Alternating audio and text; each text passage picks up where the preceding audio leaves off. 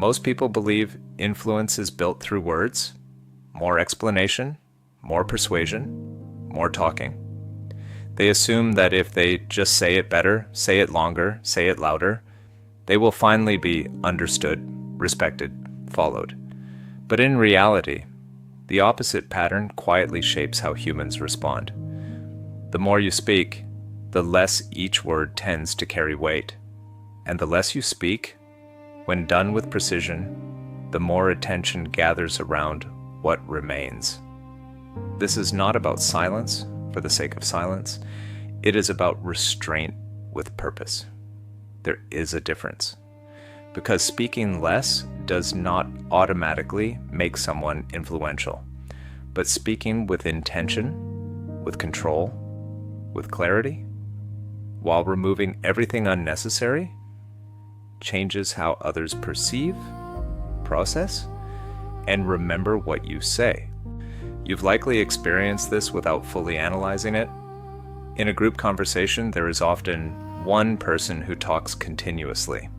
They explain, justify, repeat themselves, add extra details, fill every gap.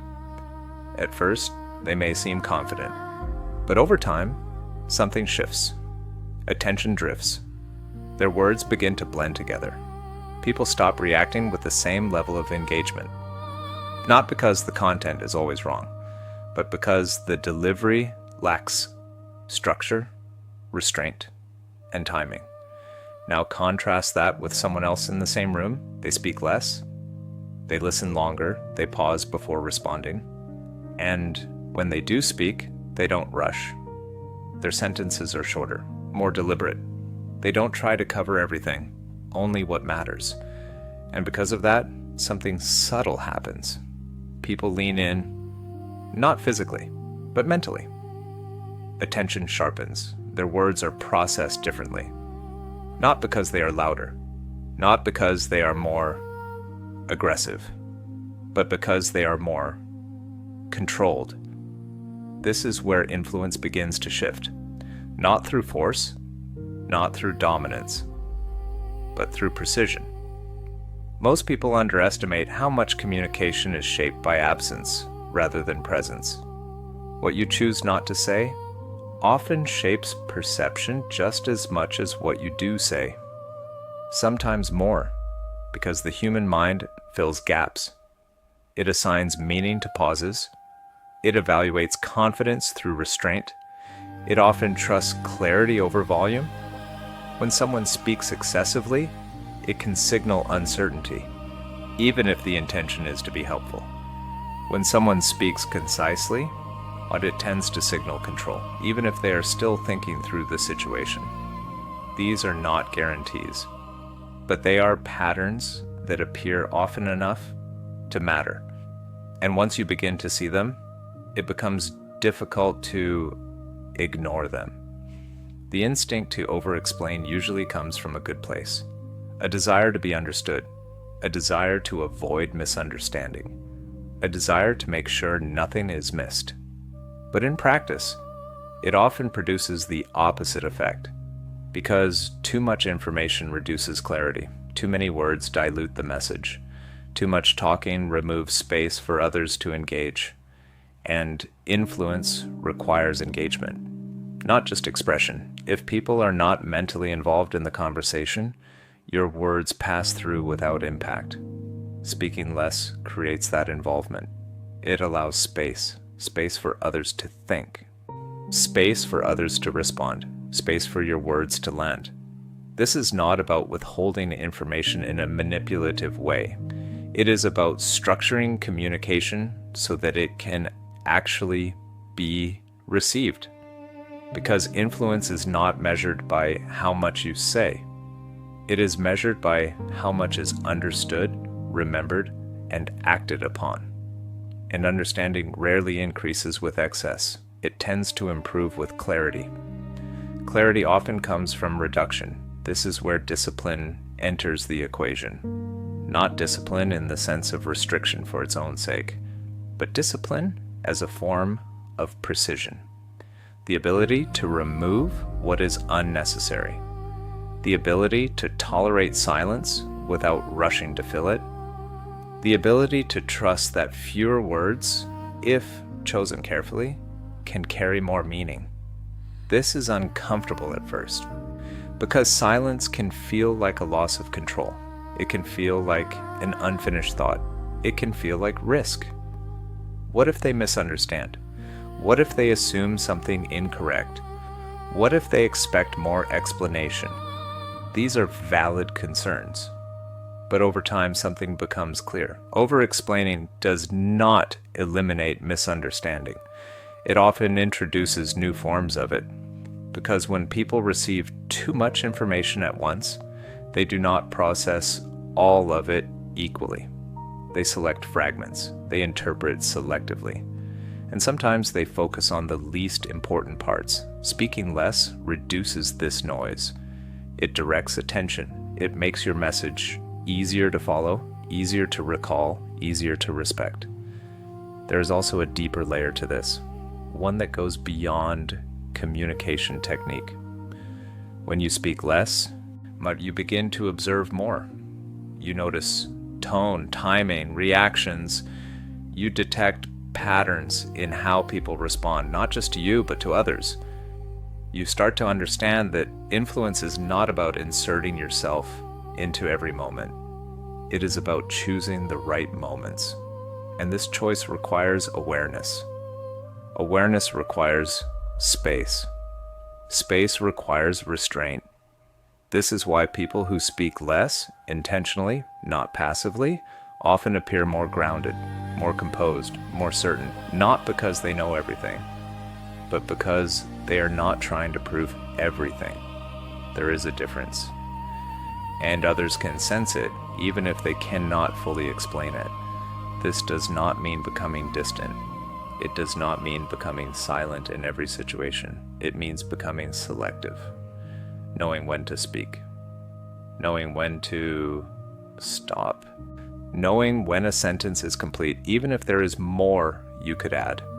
Most people do not stop at completion. They continue past it.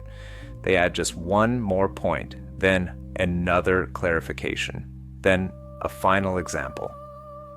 And by the time they finish, the original impact has already begun to fade, because attention has limits, and influence depends on working within those limits, not against them. When you speak less, each word carries more responsibility. You cannot rely on volume to compensate for lack of clarity. You cannot rely on repetition to force understanding. You must choose carefully, structure thoughtfully, deliver calmly, and then stop. That final part is often the most difficult. Stopping. Not because you have nothing left to say, but because what needed to be said has already been delivered. This is where influence solidifies, in the ability to leave space after your words, to allow them to exist without immediate reinforcement, to trust that clarity does not require constant expansion. And over time, this approach changes how people engage with you. They begin to listen more closely. Not because you demand attention, but because your pattern signals that when you speak, it matters. That your words are not automatic. They are chosen. And that distinction, subtle but consistent, builds credibility. Not instantly, not dramatically, but steadily. And in many cases, that steady accumulation of trust has more impact than any single powerful statement. So the question is not whether you should speak less. It is whether you are willing to speak with intention, to remove what is unnecessary, to tolerate silence, or to focus on clarity over quantity, because when you do, influence does not disappear. It concentrates, and once it concentrates, it becomes far more difficult to ignore. Say less, but make it count. And watch what begins to change, the hidden cost of saying too much.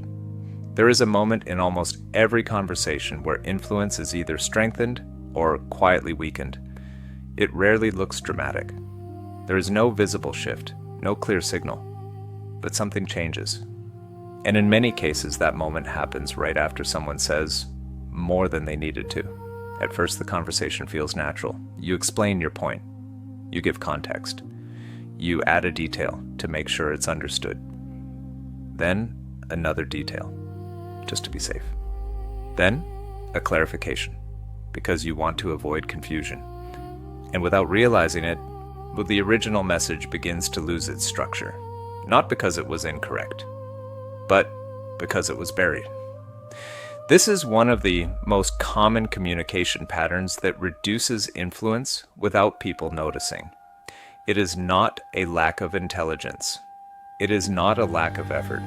It is an excess of output without enough filtration. And filtration is where influence is built, because communication is not simply about expression. It is about transmission. What matters is not how much you say, but how much arrives intact on the other side. When you overload a message, you increase the chance that parts of it will be ignored, misinterpreted, or forgotten. This is not a flaw in the listener. It is a limitation of attention. Human attention is selective. It prioritizes clarity, structure, and relevance. When those elements are diluted, our attention begins to disengage. Gradually at first, then completely. And this is where the hidden cost appears. When you speak too much, people do not necessarily reject you. They simply stop processing you at the same depth. They nod. They respond. They may even agree. But internally, the level of engagement has dropped, and influence depends on engagement more than agreement. Agreement can be surface level. Engagement is what creates lasting impact. This is why some people can speak for a long time and leave no real impression, while others speak briefly and are remembered. It is not always about the content. It is about the delivery structure. More specifically, the ability to remove what does not serve the message. This requires a shift in mindset. Instead of asking, "What else should I add?" you begin asking, "Right, what can I remove without losing meaning?" This is not about reducing value. It is about refining it. Because value often becomes clearer when unnecessary elements are stripped away. Think of it like this. If you are trying to highlight a single idea, every additional sentence either supports that idea or competes with it. And competition within your own message weakens its overall impact. When too many ideas are introduced at once, the listener must choose which ones to prioritize. And they may not choose the one you intended. Speaking less reduces this internal competition. It guides attention. It makes your message easier to follow. And more importantly, easier to retain. Retention is where influence begins to extend beyond the moment. If your words are not remembered, they cannot shape future decisions. And memory tends to favor simplicity. Not oversimplification, but structured clarity. This is why concise communicators are often perceived as more confident, not because they are always more certain internally, but because their delivery signals control.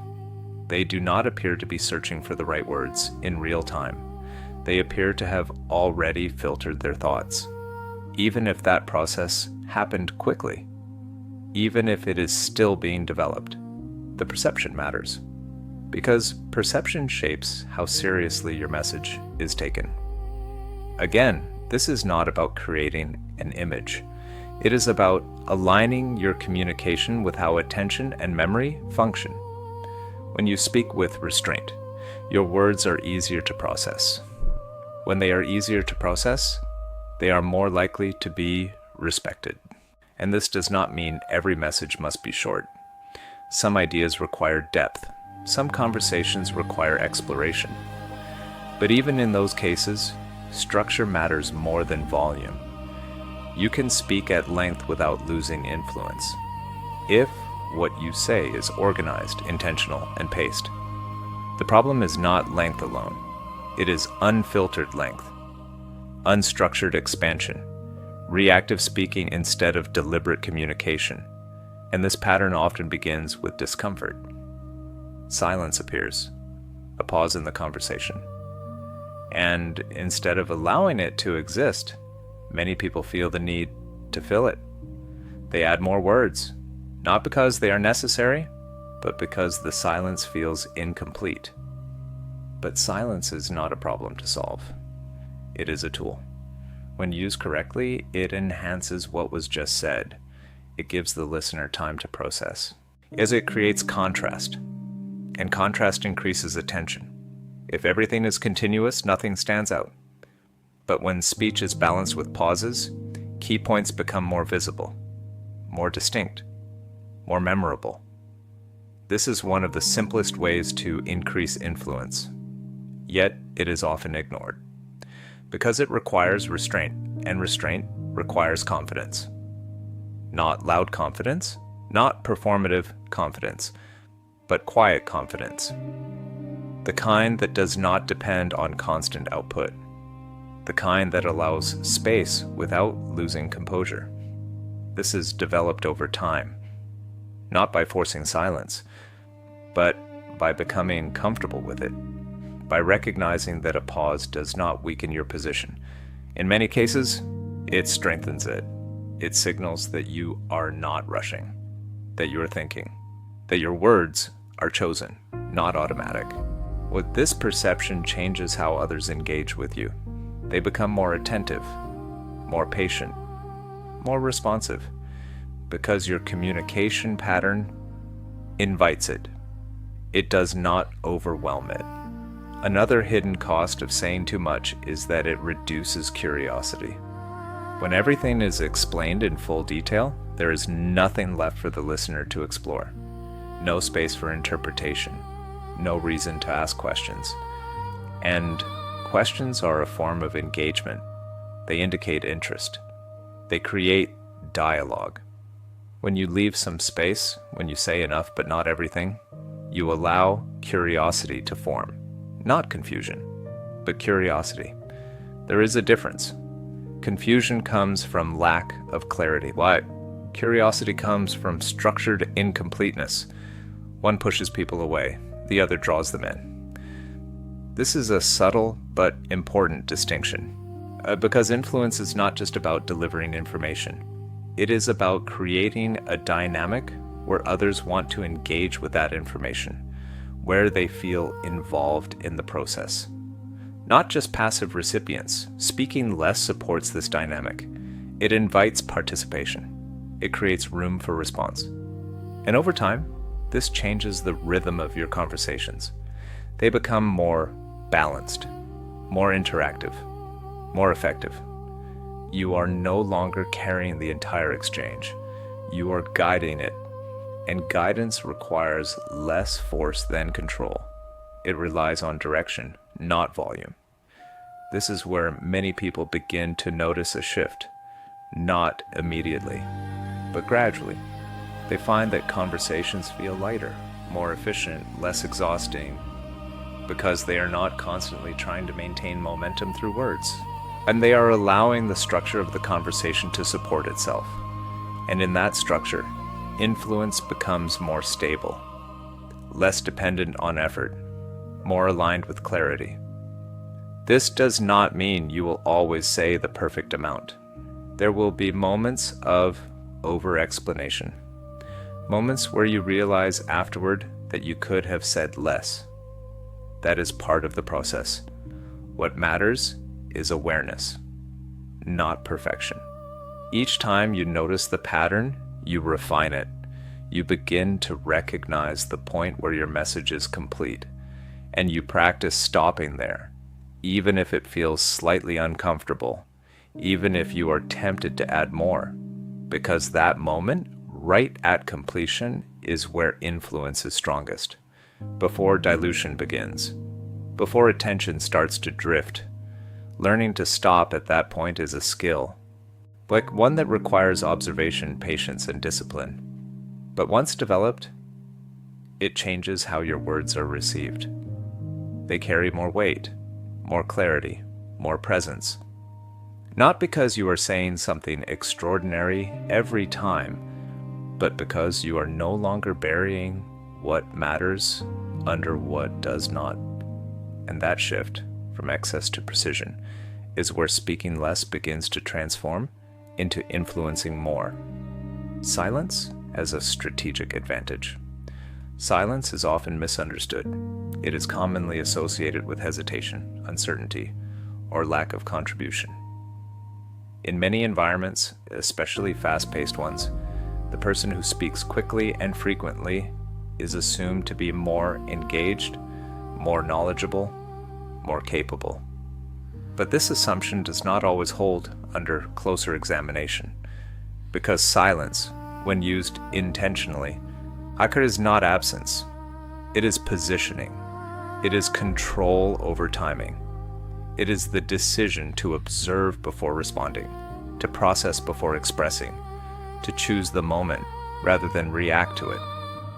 And this shift from reacting to choosing is where silence becomes a strategic advantage.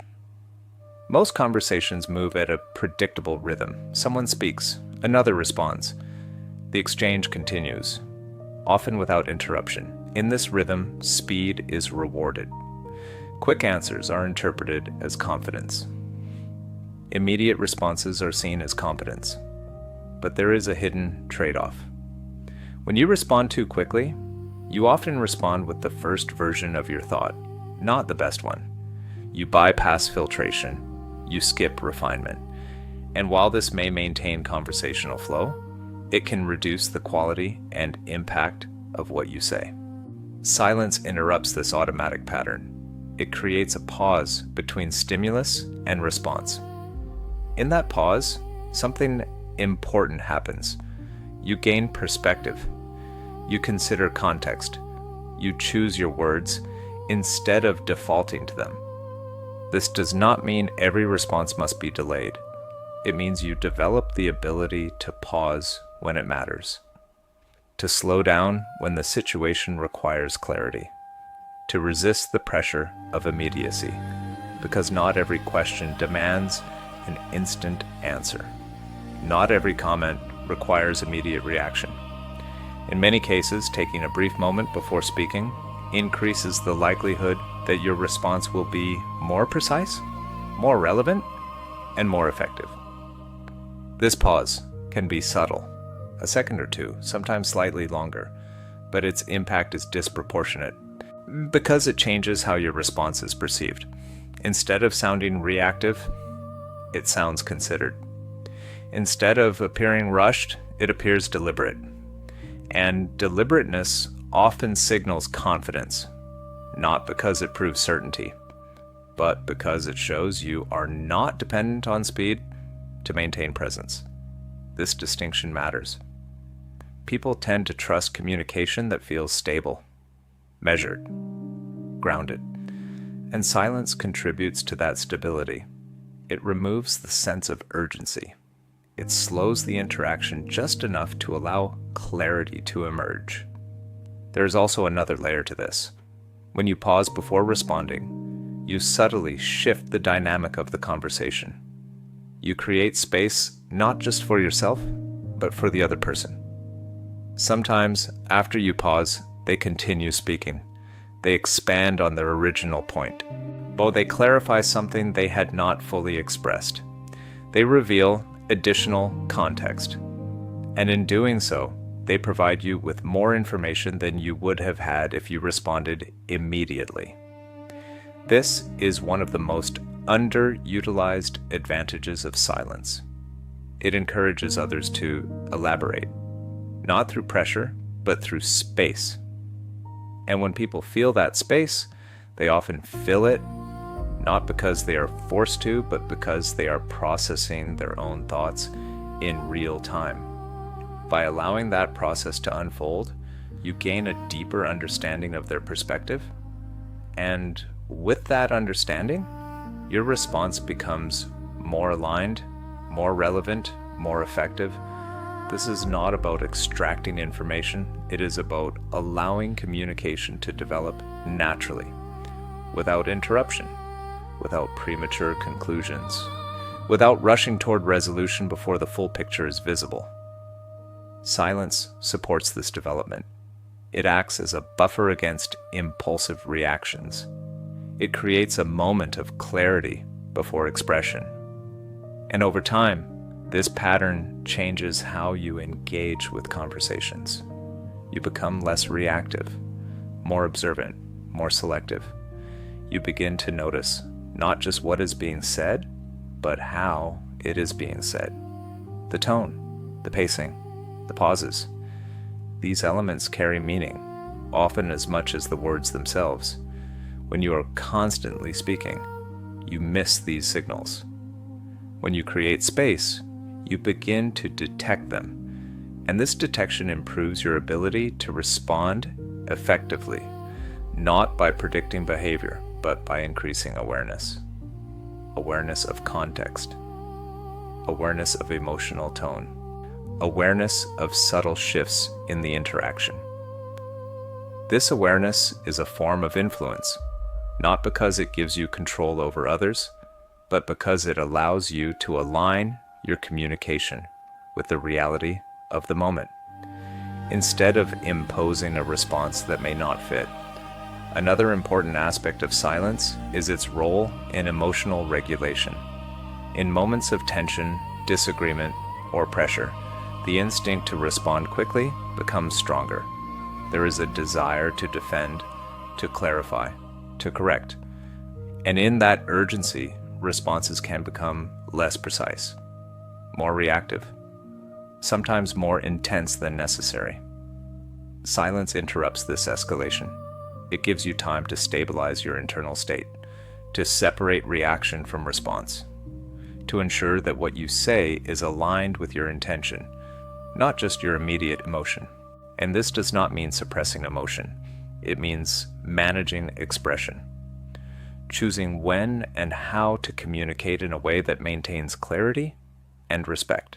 In many cases, this leads to more constructive conversations, less friction, more understanding, because the exchange is not driven by impulse.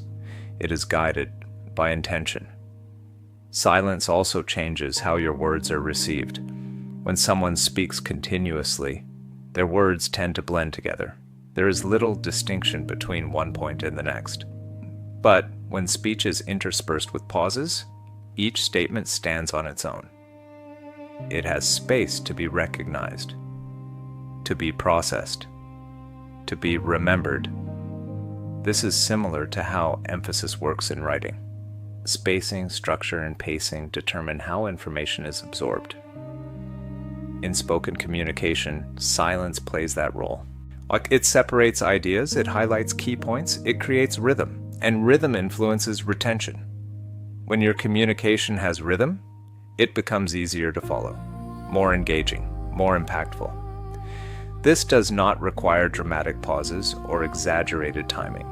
It requires awareness, a sense of when to stop speaking, when to let a point settle, when to allow the conversation to breathe. These moments of stillness are not empty. They are active. They are part of the message. They signal completion. They signal confidence. They signal that what was said does not need immediate reinforcement. And that signal changes how others interpret your communication. They begin to assign more weight to your words, not because you demand it, but because your delivery suggests that each word has been chosen with care. Over time, this builds a pattern, and patterns shape perception. If you consistently speak with restraint, pause with intention, and respond with clarity, people begin to expect that from you. They listen more closely.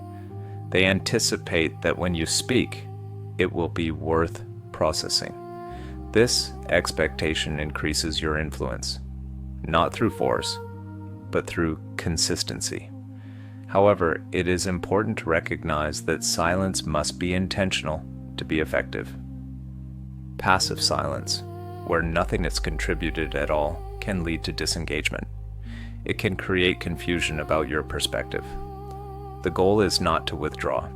It is to participate with precision, to contribute when it matters, to hold back when it does not. This balance is where silence becomes a tool rather than a limitation. It requires practice. Because the instinct to fill space is strong, it is reinforced by social norms, by discomfort with pauses, by the desire to be seen as active. But as you begin to experiment with intentional silence, you will likely notice a shift. Conversations become more focused. Your responses become more structured. Your presence becomes more grounded. Not because you are doing more, but because you are doing less, more effectively. And in that effectiveness, influence begins to concentrate. Your words carry more weight.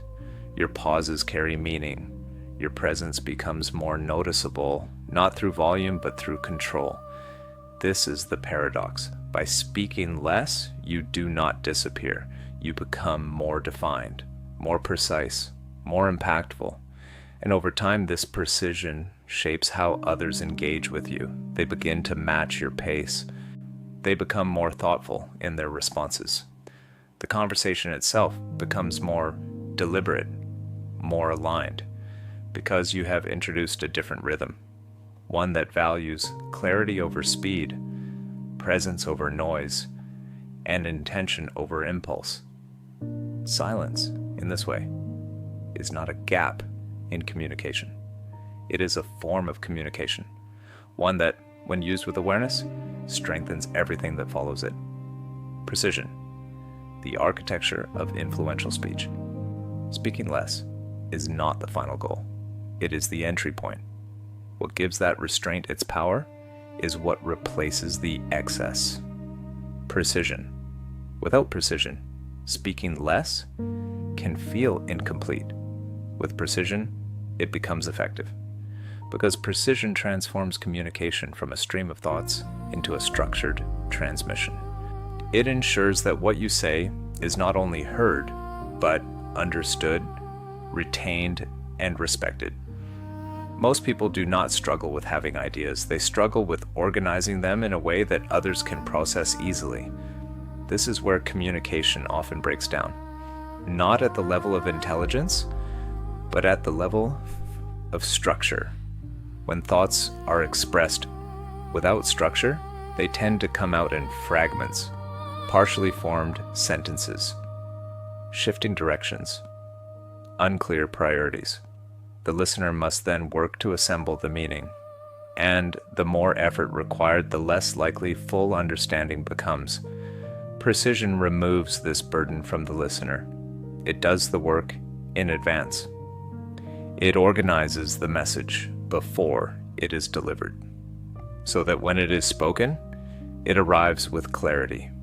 This is one of the most respectful forms of communication, because it considers not only what you want to say, but how it will be received. And this consideration increases the likelihood that your message will have impact. Precision begins before you speak. It starts in the moment you recognize that you're about to contribute. Instead of speaking immediately, you take a brief internal step. You identify the core of what you want to express. Not every detail, not every supporting point, just the central idea. What is the one thing that matters most in this moment? What is the outcome you want your words to support? This process may take only a second, but it changes everything that follows. Because once the core is clear, you can build around it, intentionally. Without this step, speech tends to expand in multiple directions. With it, speech becomes aligned, focused, efficient. After identifying the core, the next layer of precision is selection. You choose which elements to include, and, more importantly, which to exclude. This is where discipline becomes visible, because the ability to exclude relevant but non-essential information is not easy. It requires you to prioritize, to accept that not everything needs to be said in every moment. That clarity often improves when complexity is reduced. This does not mean oversimplifying important ideas. It means sequencing them, delivering them in a way that can be processed step by step, instead of all at once. When too many ideas are introduced simultaneously, they compete for attention. And attention by nature is limited. New precision respects that limitation. It structures information so that each part has space. Space to be understood. Space to be connected to the next. This creates a sense of flow, a progression that feels natural, easy to follow, easy to remember. This is where many people begin to notice a difference in how others respond, not because the content has changed dramatically, but because the delivery has become more accessible, more refined, more intentional. Another component of precision is language choice. The words you select shape how your message is interpreted. Vague language creates vague understanding. Specific language increases clarity, but specificity must be balanced. Too much detail can overwhelm. Too little can create ambiguity. The goal is not maximum detail, it is optimal clarity. Allow choosing words that are direct, simple, and aligned with the point you are making. This often means removing unnecessary qualifiers, phrases that soften the message without adding meaning, words that fill space but do not contribute to understanding. Over time, you begin to recognize these patterns. You notice when you are adding words out of habit rather than necessity, and you begin to reduce them, not to sound minimal, but to sound clear. This clarity influences how your message is received. It reduces the effort required to understand you. And when something is easier to understand, it is more likely to be taken seriously. There is also an important connection between precision and confidence. When your speech is precise, it tends to signal that you have already processed your thoughts, that you are not discovering your message as you speak, even if that is partially true internally. The structure creates the perception of preparedness, and this perception affects how others respond. They are more likely to engage, more likely to consider your point, more likely to remember it. Again, this is not about creating an image. It is about aligning your communication with how people process information. Clarity reduces friction. Reduced friction increases engagement. Engagement supports influence. Another often overlooked aspect of precision is timing, not just when you speak, but when you stop. Ending a statement at the right moment preserves its impact. Continuing past that moment begins to dilute it. This is similar to the concept introduced earlier, recognizing completion. But here, it becomes more refined. You begin to sense when your point has landed, when the necessary information has been delivered, and you allow it to stand, without immediate expansion, without unnecessary reinforcement. This requires trust. Trust that your message is sufficient, that it does not need to be extended to be valid. This trust develops over time, through observation, through experience, through noticing how people respond when you stop at clarity versus when you continue beyond it. In many cases, the difference is clear. Concise, precise statements tend to hold attention. Extended explanations often lose it. Not always, but often enough to matter. Precision also interacts with tone. The way something is said influences how it is interpreted. A precise message delivered with a calm, yet steady tone tends to be received as grounded and considered. The same message delivered with rushed or uneven tone may feel less stable, even if the content is identical. This is why pacing matters. Speaking at a controlled pace allows your words to be processed. It aligns with the rhythm created by pauses. it supports the structure you have built. When pace, tone, and structure are aligned, communication becomes coherent. It feels intentional, and intention is often associated with credibility, not because it guarantees correctness, but because it signals effort and awareness. This combination, clarity, structure, tone, and timing, forms the architecture of influential speech. It is not about saying something extraordinary every time. It is about ensuring that what you say is delivered in a way that can be received effectively. Over time, this approach changes your relationship with speaking. You become less focused on quantity, more focused on quality, less concerned with filling space, more concerned with shaping it. And this shift has a cumulative effect. Each conversation becomes an opportunity to refine, to observe what works, to adjust what does not, to develop a sense of what clarity feels like in real time. This development is gradual. There is no instant transformation. But with consistent attention, the pattern strengthens. You begin to speak with more intention, more structure, more precision. And as a result, your words begin to carry more weight. Not because you're trying to make them heavier, but because you are no longer adding what weakens them. This is where influence becomes more stable, less dependent on effort, more aligned with clarity. Because when your communication is precise, it does not need to be excessive. It stands on its own. Clear, focused, complete, and in that completeness, it becomes far more difficult to overlook. Listening. The quiet foundation of influence.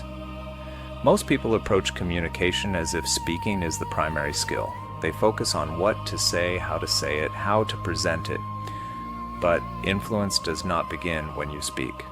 It begins much earlier. It begins when you listen, not passively, not as a pause before your turn, but as an active process of understanding. Because the quality of your response is limited by the quality of what you perceive. And perception depends on attention. When listening is shallow, responses tend to miss context. They address only surface-level points. They overlook nuance. They solve the wrong problem. And even if they sound confident, they often feel disconnected. This is why some conversations feel unproductive, even when both people are speaking clearly. Because neither is fully listening. They are exchanging words, but not building understanding. Listening changes that. It aligns communication with reality. It ensures that what you say is relevant to what is actually being expressed, not just what you assume is being expressed. This alignment increases the likelihood that your words will resonate, not because they are persuasive, but because they are appropriate. Relevance is one of the strongest drivers of influence.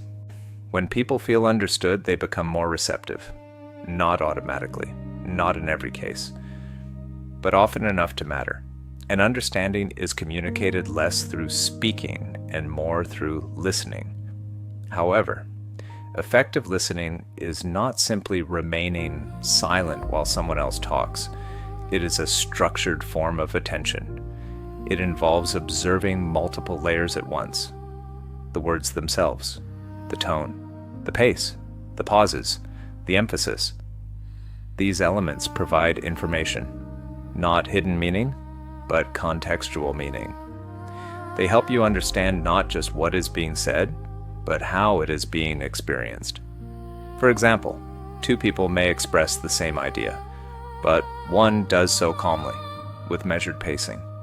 The other speaks quickly, with tension in their tone. The words are similar. The context is different. And if you respond only to the words, you may miss the underlying state. If you listen more fully, your response can be better aligned. This alignment does not require you to interpret or assume beyond what is observable. It simply requires attention. Attention to patterns, attention to shifts, attention to what is consistent and what changes. This level of listening takes effort because the mind tends to prepare responses while the other person is still speaking.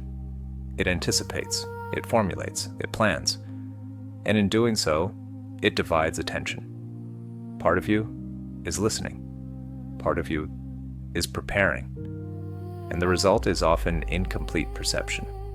You hear enough to respond, but not enough to fully understand. Reducing this tendency is one of the most effective ways to improve influence, not by forcing yourself to stop thinking, but by delaying response preparation, allowing the other person to finish, then taking a brief moment to process, then responding. This sequence may seem simple, but it changes the dynamic significantly, because your response is now based on complete input, not partial input. This increases accuracy, it reduces misalignment, it improves clarity, and over time it builds a reputation for being someone who understands before responding. This reputation matters because people tend to engage more openly when they feel they are being heard. They provide more context. They explain more clearly. They correct themselves when needed. The conversation becomes more transparent, not because you are extracting information, but because your listening pattern supports it. Another important aspect of listening is restraint, by resisting the urge to interrupt. Even when you believe you already understand the point, even when you have a response ready, interruptions break the flow of expression. They signal that your input is more important than the completion of theirs. This may not be your intention, but it is often how it is perceived, and perception shapes the tone of the interaction. When interruptions are minimized, the conversation becomes more balanced. Each person has space to complete their thoughts. This completion is important because incomplete expression often leads to incomplete understanding, and incomplete understanding leads to responses that miss the mark. Listening fully reduces this risk. It ensures that your contribution is based on the entire message, not just the beginning. There is also a strategic element to listening. When you listen more than you speak, you gather more information than you reveal. This creates a form of informational balance, not in a manipulative sense, but in a practical one. You understand more about the context, the priorities, the concerns of the other person. And with that understanding, your communication becomes more targeted, more relevant, more effective. You are not speaking into uncertainty. You are responding to what is actually present. This reduces the need for excessive explanation because your message is already aligned. Listening also influences timing. When you are attentive, you begin to recognize natural openings in the conversation, moments where your input will fit without disruption, moments where your point will connect with what has just been said. This timing increases the likelihood that your message will be received positively because it feels integrated, not imposed. Poor timing, even with strong content, can reduce impact. Good timing, even with simple content, can increase it. Listening helps you detect that timing. It guides when to speak, not just what to say. Another subtle effect of listening is that it slows the overall pace of communication, not in a way that reduces efficiency, but in a way that improves clarity. When conversations move too quickly, misunderstandings increase. Details are missed. Assumptions fill the gaps. By listening more fully and responding more deliberately, you create a rhythm that supports understanding. This rhythm benefits both sides. It reduces the need for repetition. It reduces the likelihood of correction, makes the conversation more effective overall. This does not mean every conversation must be slow. It means the pace should match the complexity of the topic. More complex discussions require more space, more processing time, more careful listening. Recognizing this is part of developing communication awareness. Over time, as you strengthen your listening, something else begins to change. Your responses become shorter, but more accurate, more aligned, more impactful, because they are based on a complete understanding rather than partial assumptions. This is where speaking less naturally connects with influencing more, not as a separate technique, but as a result of better input. Better listening leads to better responses. Better responses require fewer words. Fewer words increase clarity. Clarity increases influence. Though this progression is consistent, not guaranteed in every interaction, but reliable enough to build upon. There is also a deeper benefit. Listening reduces the pressure to perform. When you are not focused on speaking constantly, you are not trying to maintain presence through output. You are present through attention. This changes your internal state. You become less reactive, more composed, more aware. And this awareness supports every other aspect of communication. It informs what you say, when you say it, how you say it. All of this contributes to influence, not through force, not through control, but through alignment. Alignment between what is said and what is needed, between expression and context, between intention and delivery. Listening is the foundation of that alignment. Without it, communication becomes guesswork. With it, communication becomes structured, intentional, effective. And in that effectiveness, influence begins to grow, not through volume, but through understanding. Timing. When words land hardest, there is a point in every conversation where the outcome is already being shaped, even before the conclusion is reached. It is not the final sentence that determines influence. It is the timing of the key sentences along the way. Most people assume that impact comes from what is said. But in practice, impact is often determined by when it is said. The same idea can feel weak in one moment and powerful in another. Not because the words changed, but because the context around them did. Timing is the invisible structure of communication. It determines whether a message is absorbed or overlooked, whether it lands cleanly or dissolves into background noise. And yet, it is one of the least consciously developed skills in everyday speech. People tend to speak when they are ready, not when the moment is ready. This difference is subtle, but important. Speaking when you are ready is internal timing. Speaking when the moment is ready is external timing. And influence depends more on external timing, because communication does not exist in isolation. It exists inside a flow of attention, emotion, and context. If you insert your message at the wrong moment, even a strong idea can lose clarity. If you insert it at the right moment, even a simple idea can carry weight. This is why timing cannot be separated from listening and silence. They work together. Listening allows you to understand the flow. Silence allows you to observe it. Timing allows you to enter it effectively. Without listening, timing becomes guesswork. Without silence, timing becomes rushed. With both, timing becomes precise. And precision in timing changes how your words are received. Consider a conversation where emotions are present. Not extreme emotions, but subtle tension, uncertainty, or intensity. If you respond immediately, before the emotional state has stabilized, your message may be interpreted through that emotional lens. Even neutral statements can feel charged.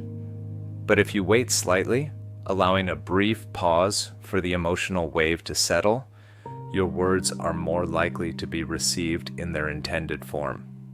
this is not about avoiding emotion.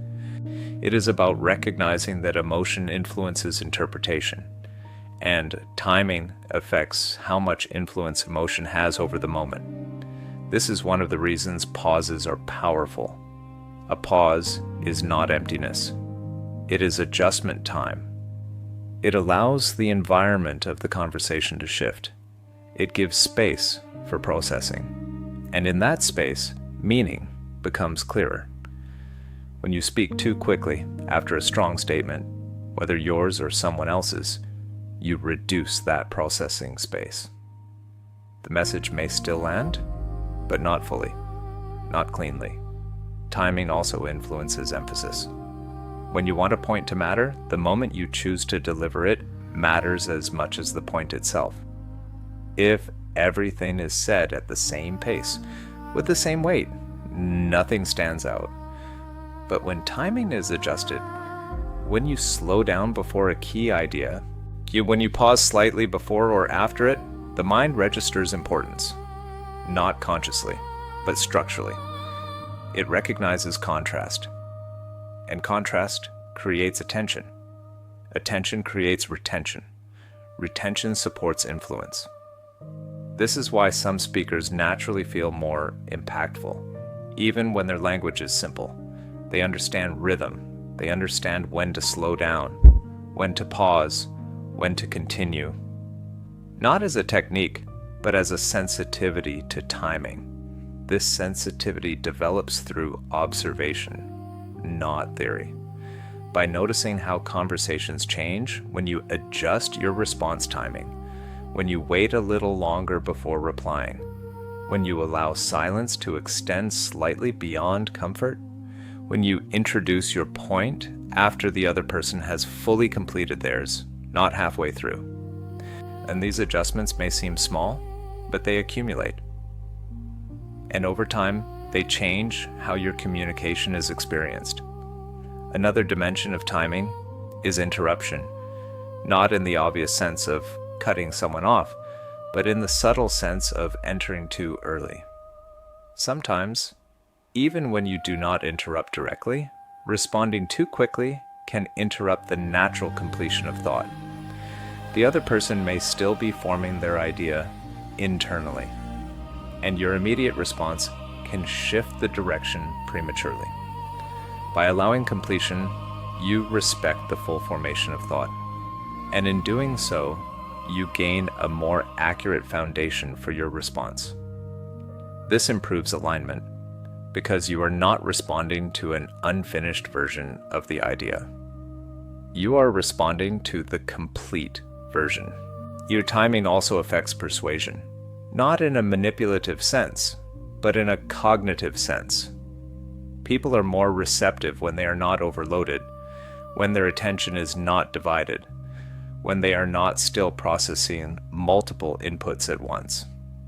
If you introduce an important idea during a moment of cognitive overload, it may be missed or only partially absorbed. But if you introduce it after clarity has been restored, it is more likely to be understood fully. This is why well-timed simplicity often outperforms poorly timed complexity. Not because simplicity is always superior, but because timing determines cognitive availability. And influence depends on available attention. There is also a relational dimension to timing. In conversations, timing communicates respect. Responding too quickly can sometimes signal impatience. Responding too slowly without awareness can signal disengagement. But responding with measured timing, neither rushed nor absent, signals presence. It signals that you are engaged but not reactive, attentive but not overwhelmed. This balance builds trust over time because it shows stability in communication, not emotional volatility, not conversational urgency, but steadiness. And steadiness is often interpreted as reliability. Another important aspect is knowing when not to speak at all. This is the highest level of timing control, recognizing that the most effective contribution in a moment is silence. Not because you lack something to say, but because the moment does not require additional input. This restraint prevents unnecessary dilution of the conversation. It allows what has already been said to settle. And in many cases, what settles becomes more impactful than what is added afterward. This is where speaking less and influencing more converge most clearly, because timing naturally reduces unnecessary speech. When you are sensitive to timing, you stop speaking at moments that do not support clarity. You delay when needed. You accelerate when appropriate. You pause when necessary. And you remain silent when most effective. This creates communication that feels intentional, not random, not reactive, but structured in real time. And people respond to that structure. They may not consciously identify it, but they feel it. Conversations become smoother. Points land more clearly. Misunderstandings decrease. Engagement increases. All because timing is aligned with context. This is not a fixed skill. It is a dynamic one. It adjusts with every interaction. Every conversation provides feedback. Every response reveals whether timing was effective or not. And over time, this feedback sharpens awareness. You begin to sense the right moment more naturally. Not perfectly, but more reliably. And as that reliability increases, your words begin to carry more weight, not because they are louder or longer or more frequent, but because they arrive at the right moment. And when a message arrives at the right moment, it does not need force to be felt. It is simply understood. Restraint. Under pressure, the real test of influence. It is easy to speak with clarity when nothing is at stake, when the environment is calm, when there is no disagreement, when no one is challenging your perspective. In those conditions, restraint feels natural. Or precision feels effortless. Silence feels comfortable. But influence is not measured in calm conditions. It is revealed under pressure. When emotions rise, when opinions conflict, when misunderstanding begins to form. In those moments, most people experience an internal shift. The urge to respond becomes stronger. The pace of thinking accelerates. The desire to correct, explain, or defend intensifies. And speech often follows that internal pressure without pause. This is where communication either maintains its structure or loses it. Restraint under pressure is not about suppressing expression. It is about maintaining control over how expression is delivered, because pressure distorts communication in predictable ways. It increases speed. It reduces clarity. Or it pushes people toward reactive speech rather than deliberate speech.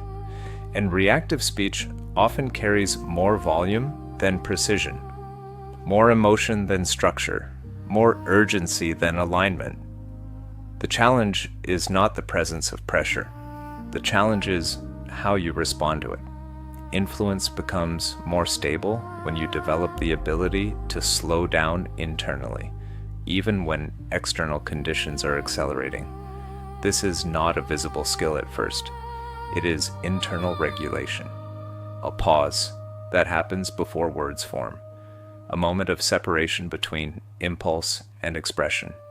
That moment is where control is preserved. Without it, communication becomes shaped by the environment. With it, communication begins to shape the environment. One of the most common distortions under pressure is over-explaining. When there is disagreement or misunderstanding, the instinct is often to add more detail, to clarify further, to ensure every point is understood. But under pressure, more detail does not always create more clarity. It can create more complexity. And complexity in tense moments can reduce comprehension rather than improve it. because the listener is also under pressure. Their attention is not neutral. Their interpretation is influenced by their own internal state. Adding excessive explanation in that moment may overwhelm rather than clarify. This is where restraint becomes essential, not withholding truth, but choosing structure over expansion, delivering the core idea clearly, then allowing space for processing, resisting the urge to immediately fill silence with additional justification. This is often difficult because silence during pressure can feel like vulnerability. It can feel like loss of control. But in many cases, it actually stabilizes the conversation. It prevents escalation. It gives both sides space to recalibrate. And in that space, understanding has a better chance of forming. Another challenge under pressure is interruption of listening. When tension rises, people stop fully receiving information and they begin preparing counterpoints, or they listen selectively. They filter words through their existing position rather than open processing.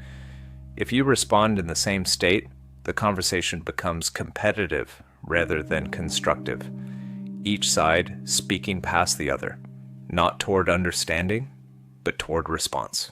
Restraint interrupts this cycle. Like when you slow your response, even slightly, you create a break in escalation. You allow the other person's words to complete their full expression before reacting. And this completion matters, because incomplete expression often leads to incomplete interpretation. When you listen fully, even under pressure, your response becomes more grounded, less reactive, more accurate. And accuracy under pressure is a form of influence that does not rely on dominance. It relies on clarity. There is also a psychological effect that emerges when you remain composed under pressure, not as a performance, but as a consistent behavior pattern. Others begin to adjust around it, not always consciously, but behaviorally. They may reduce intensity. They may slow their own speech. They may become more precise in their wording. So because your stability creates a reference point, this does not mean you control the situation. It means your communication does not escalate it unnecessarily. And that alone changes outcomes. Because many misunderstandings are not caused by disagreement itself. They are amplified by reactive communication on both sides. When one side introduces restraint, the escalation loop weakens. Another key aspect of restraint is the ability to avoid unnecessary correction in the moment. Under pressure, there is often a desire to immediately correct inaccuracies, to clarify misunderstandings instantly, but not every moment is suitable for correction. Sometimes immediate correction increases resistance because it interrupts emotional flow. In those cases, timing matters more than immediacy. Choosing when to clarify is often more effective than forcing clarification immediately. This is not avoidance. It is sequencing. Allowing the conversation to stabilize before introducing precision. This improves receptivity because the message is no longer competing with emotional intensity. It arrives in a more receptive context. Restraint also involves limiting emotional amplification in speech, not suppressing emotion, but preventing it from distorting communication. When pressure is high, language can become exaggerated. Statements can become more absolute than intended. Tone can become sharper than necessary. Words can carry unintended weight. Developing awareness of this pattern allows you to adjust in real time, to soften delivery without weakening meaning, to maintain clarity without escalation, and to express concern or disagreement without intensifying tension. This balance is subtle, but it is central to influence under pressure, because people tend to remember not just what was said, but how it felt to receive it. A calm message is easier to revisit later. A reactive message often requires repair. Restraint reduces the need for repair. It preserves communication integrity in real time. Another important element is recognizing when not to continue a conversation. Under pressure, there is often a belief that more discussion will resolve the issue. But sometimes continued speech only increases friction. Knowing when to pause the conversation entirely is part of restraint, not avoidance of responsibility, but awareness of timing. Some conversations require space before resolution becomes possible.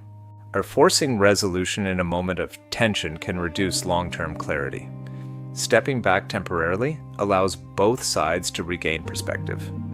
And perspective is often necessary for meaningful resolution. This is where restraint becomes strategic in a practical sense, not manipulative, but stabilizing. It prevents escalation cycles. It preserves clarity. It improves the quality of future communication. Over time, developing restraint under pressure changes how you are perceived in difficult situations. Not as someone who speaks the most, but as someone who remains clear when clarity is needed most. Not as someone who reacts fastest, but as someone who responds most appropriately. This distinction is subtle, but significant, because in high-pressure environments, people often remember composure more than content. Not because content is unimportant, but because composure determines whether content can be received effectively. And as this pattern strengthens, your communication begins to carry a different kind of influence. Not loud, not forceful, but stable. And stability is often what others look for when situations become uncertain, because stability does not escalate confusion, it reduces it. It does not multiply tension, it absorbs it. And in that absorption, communication becomes clearer, more grounded, more effective. Ultimately, restraint under pressure is not about saying less for its own sake. It is about preserving the quality of what is said when conditions make clarity more difficult. It is the ability to hold structure when others lose it, to maintain precision when others expand unnecessarily, to keep communication aligned when pressure pushes it toward distortion. And when that ability becomes consistent, influence is no longer dependent on volume, speed, or repetition. It becomes dependent on presence. Calm, measured, intentional. And in that state, words do not need to compete to be heard. They simply land. Outro. The discipline of speaking with purpose. There is a misconception that influence is built through accumulation. More words, more explanations, more presence. But over time, a different pattern becomes visible. The most effective communication is not defined by what is added, but by what is removed. Excess is reduced. Noise is filtered. Repetition is eliminated. And what remains is clarity. This clarity is not accidental. It is the result of discipline. The discipline to pause before speaking. The discipline to listen fully. The discipline to choose timing carefully. The discipline to tolerate silence without rushing to fill it. And the discipline to remain composed when pressure pushes toward reaction. These are not dramatic skills. They are subtle ones, developed gradually, refined through repetition, strengthened through awareness, and once established, they change the nature of communication itself, because speaking less is not about withdrawal. It is about precision. It is not about reducing presence. It is about refining it. When you remove unnecessary words, your communication becomes easier to process. When you listen more deeply, your responses become more aligned. When you time your speech carefully, your message lands more effectively.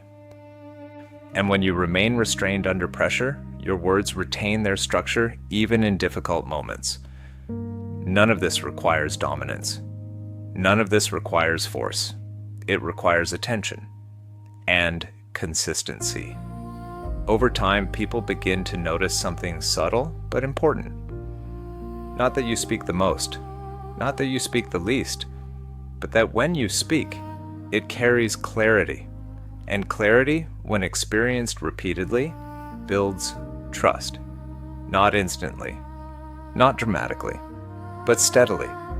Because clarity reduces confusion, and reduced confusion increases understanding. And understanding is the foundation on which influence naturally forms. Not through control, not through persuasion alone, but through communication that respects attention, timing, and cognitive limits. There is a quiet strength in this approach. It does not compete for attention, it earns it. It does not overwhelm understanding, it supports it. And in doing so, it creates communication that is not only heard, but considered. Not only noticed, but remembered. And not only spoken, but felt in its structure. The discipline of speaking less is ultimately the discipline of thinking more clearly before speaking, of allowing silence to shape meaning, of allowing timing to guide delivery, and of allowing restraint to preserve impact. In a world filled with constant expression, clarity becomes rare, and what is rare tends to stand out, not because it is louder, but because it is cleaner, more intentional, more complete. And when communication reaches that level of refinement, influence is no longer something you chase. It becomes something that follows naturally from how you speak, quietly, precisely, and with purpose.